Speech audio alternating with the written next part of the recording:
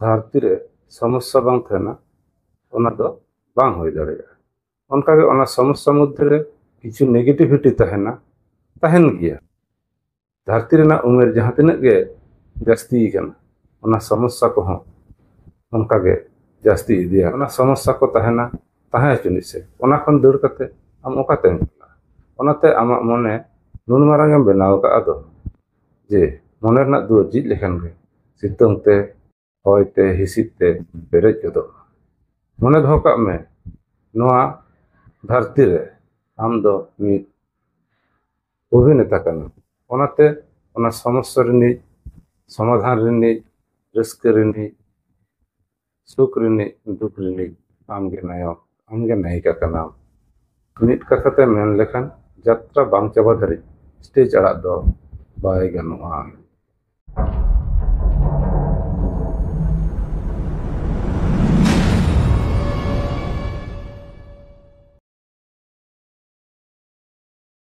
जहां को नोआ अंतर आड़ांग बन नेलेदा जा दिन लेखागे पहिले रे सानाम अंतर आड़ांग नेलिए को आले अंतर आड़ांग पाहटा खन सागुन दाराम भागे चेहराम बाडाया। नोआ धुड़ी धरती रे सानाम लेकान जीव जियली मेना कोआ ओना तालारे आम हो मेनामा। मेनखा नोआ जीवी नोआ हड़मो आम दो दोड़हातेम ᱧᱟᱢᱟ से बांग ओना दो बाम बाडाया। ओनाते नोआ धुड़ी धरती रे आमा जीवन रेना नौकान कमी दोहो हटो काग मे जहांते आमा उपरुम तहन तमा। नौका दो बांग होई लगती कना आम दो किसड़ ओड़ाग रे जानाम लगावामा सेड़ा सेड़ा से लाटू लाटू पतब को पढ़ाव हुयुग तमा से एमए पीएचडी हो बांग लगती कना। ओनाते उइहर में आमेम ओकोय कना नोआ रेना तेला हो आम ठेन गे मेना।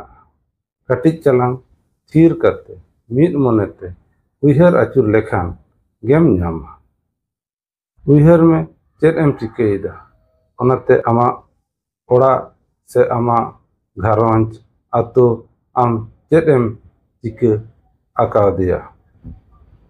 आमा आसे पासे रेन हर होयतो आम बांग को कुसियाम कना मेनखान चेदा चेद खातिर नासेना एम बदल लेनखान गे आमा ओड़ा हर साथे दिसम रेन जहां आमको हिरकाम कान ताहेज उनको हो आमको कुसियाम खाली उइहर भावना बदलता। दुनिया दो बड़िजा मेनते होयतो आमेम मनेदा मेनखान बांग दुनिया दो बांग बड़िजा आमगेम बड़िजा। आम दो अबला जीव जियली दम बांग कना बोंगा बाराक मानमी कना। आम की नोआ मनेदा तेहेन जहां लेका हापेन दिन हो पालेन नौका गे पारमोआ। उइहर भावना बांगते आमरेन नागामिया कोमा बाम सिखनत काट कोआ लाहा से चला रेना हर हों बाम बेनाव काट कोआ। आम दम ओकोय कना आरसी समारे तिंगु काते आरसी भितरी रे जहायम नेल ᱧᱟᱢᱮ कना उनी की आम कना मने दो हुयुग कना बांग।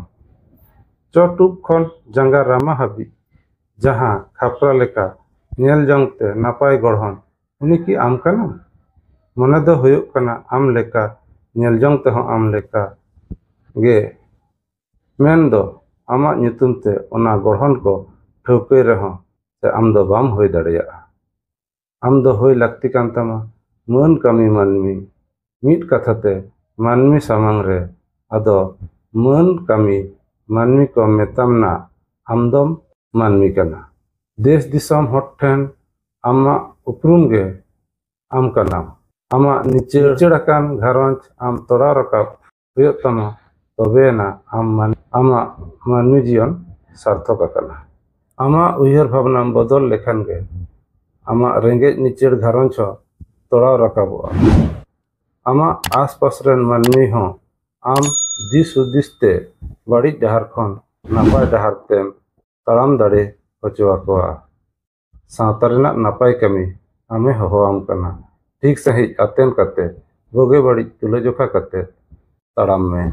मुचाद रे नोआ गेले मेना नोआ मौज गे ñeloग कान मंचपुरी रे आमा चिन्ह दोहो लगित ते मनान हर होई लगित ते अंतर तला खना उयहर भावना बदल ताम अंतर खना आमा उयहर भावना बदल लेखान आमदम जितकेर आकाना धरती रे समस्या बांग थेना ओना दो बांग होय दाड़ेगा ओनकागे ओना समस्या मध्य रे किछु नेगेटिविटी तहेना तहेन गिया धरती रेना उमेर जहां तिनाग गे जास्ती kana ओना समस्या को हों ओनकागे जास्ती इदिया ओना समस्या को तहेना तहे चुनि से ओना खन दौड़ कते आम ओकाते ओनाते आमा मने नुन मारांगेम बनाव का आदो जे मने रना दो जित लेखान गे सितुंग ते होयते हिसित ते पेरेज गदो मने दो काग मे नोआ धरती रे आम दो मित अभिनेता kana ओनाते ओना समस्या रिनी